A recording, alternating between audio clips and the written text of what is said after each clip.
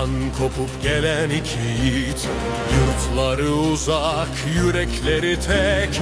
Zulme boyun eğmez Türkmen soyu, kader onları Mısır'da birleştirdi pek.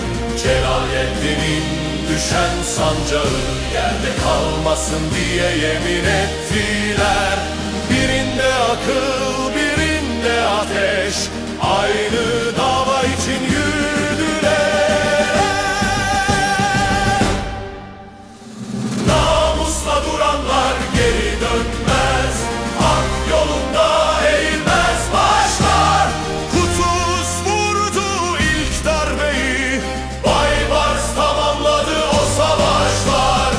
Aynkalut'ta yazıldı tarih, o karanlığı orada çöktü. İki Türkmen bir kader, Mısır'da devlet böyle doğdu.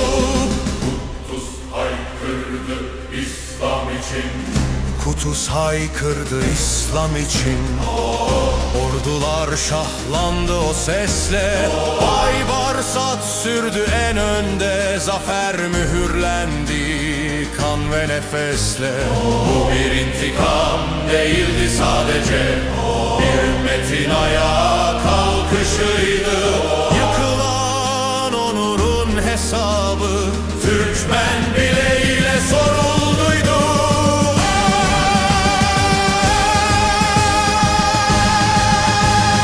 Namusla duranlar geri dönmez, hak yolunda eğilmez başlar.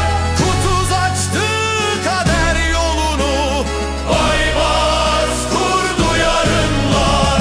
Aynkalut'ta yazıldı tarih, o karanlığı orada çöktü. İki Türkmen bir inançla Mısır'a siper